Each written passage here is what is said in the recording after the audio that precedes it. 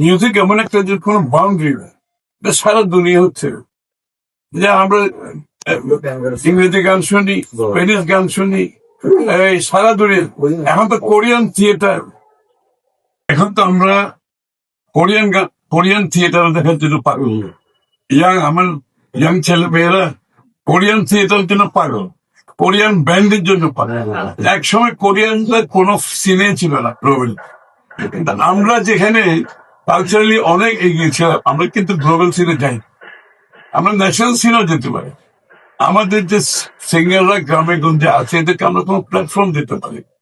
অথচ প্ল্যাটফর্ম যদি দিতে পারতাম, আপনি দেখবেন সারা বাংলাদেশে কত মিউজিশিয়ান উঠে, কত সঙ্গী। ওই যে মধু হয়ে হয়ে বিষ খাওয়ায় না একটা ছেলে করে গান গেছে, চিন্তা করেন, এটা লাকিলি সেই গানটা উঠে, লাকিলি। এটা কোনো প্ল্যাটফর্ম থাকলে ওদের অনেকগুলো গান সারা বাংলাদেশ থেকে, আমাদের কালচারও কিন্তু আমরা পিছিয়ে যাই। আমাদের যে সঙ্গীত, আমাদের যে যেগুলো আছে, আমরা কিন্তু প্রমাণ এগুলো হারিয়ে যেতাম। এই জন্য আমরা এই জায়গাটাতে ইনভেস্ট করবো। আমরা ইনভেস্ট করতে চাই খালি ম্যানুফ্যাকচারিং এর উপর, ইন্ডাস্ট্রির উপরে কোনো দেশের অর্থনীতি চলবে। এটা কালচারাল বিগ অর্থনীতি। ইউকের অর্থনীতিতে বিলিয়ন্স অফ ডলার হয় থিয়েটার, মিউজিক, ফিল্ম থেকে, billions and billion of dollar. কিন্তু আমাদের দেশে আমরা ওই ইকোনমি ডেভেলপ করতে পারি। এই জন্য এই লোকগুলো কষ্ট পাচ্ছে, তারা কিন্তু চলতে পারছে। যে বলছে আর্টিস্টরা না খেয়ে মারা যাচ্ছে। আমরা তো তার কোনো প্ল্যাটফর্ম দিতে পারি।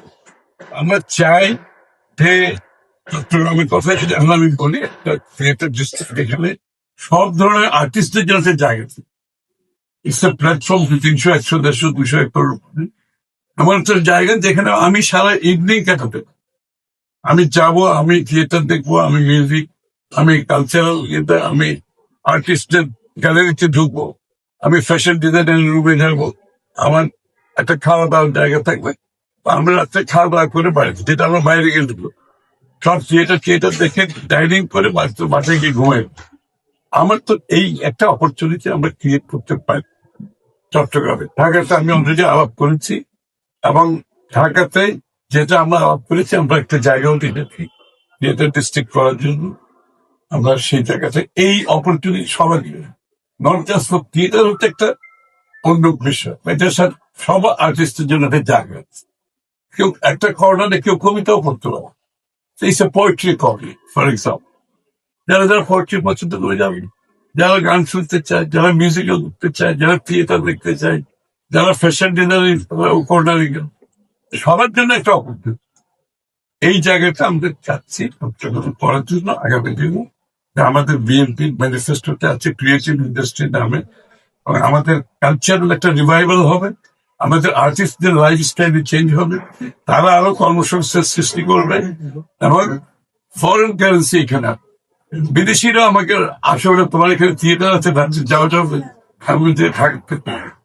সেটা আগে তো নাই, মানে কোথাও কিছু নাই, এরকম একটা অবস্থায় আমরা আছি বর্তমানে, আনফর্চুনেটলি।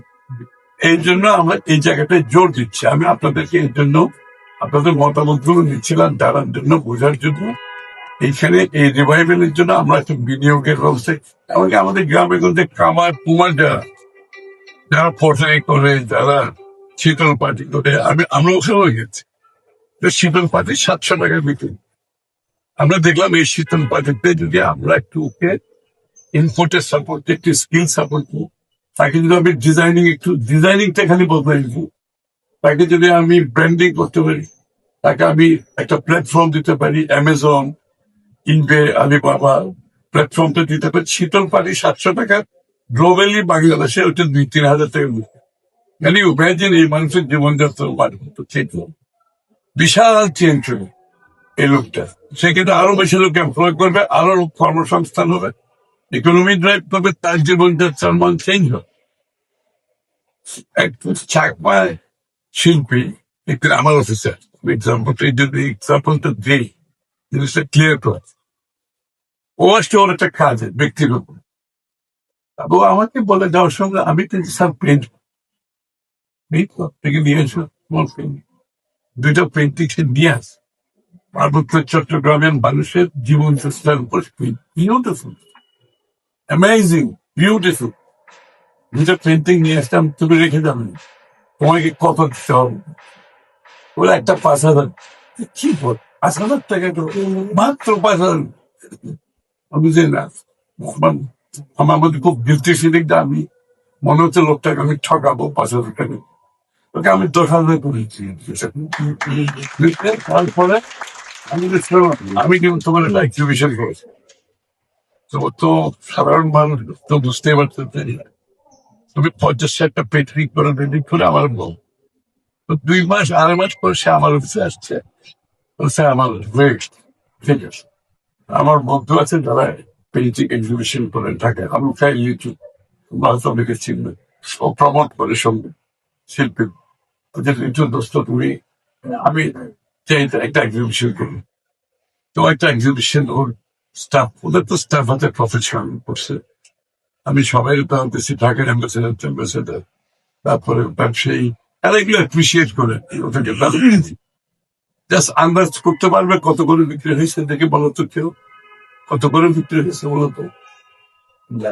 এক একটা ছবি পিকচার আছে 50,000 থেকে 1.5 লক্ষ। এটা 5,000 create নাও। এটা আমি এক্সাম্পল এই জন্য দিচ্ছি যে এই এই মনিটাইজেশন, এই প্ল্যাটফর্ম, এই সাপোর্ট আমরা আমাদের আর্টিস্ট দিতে পারি নাই বলে অনেকে কষ্ট পায়। আমরা সাপোর্ট দিলে, ফ্যাসিলিটেট করতে পারলে greatly ভালো করবে, ইকোনমি ড্রাইভ করবে, এদের জীবনযাত্রা চেঞ্জ হবে, কর্মসংস্থান হবে, বাংলাদেশের সফট পাওয়ার দেশে বিদেশে আমাদের লোকগুলো যেতে পারে, তাদের অ্যাক্সেস থাকবে, গ্রোভিং। মিউজিকের আমি তো বলবো, মিউজিক যে ওই যে কি কাঁচা বাদাম একটা আছে না, কাঁচা বাদাম, জাস্ট ইমাজিন একটা কাঁচা বাদাম, এটা হিট করে গেছে। আমি তো বলছি, আমি যে বলছি মিউজিকের কোনো বাউন্ডারি, কিন্তু আমরা আমাদের মিউজিক প্রমোট করার জন্য প্ল্যাটফর্ম করতে পারিনি, এবং সাপোর্ট দিতে পারিনি। আমাদের মিউজিশিয়ানরা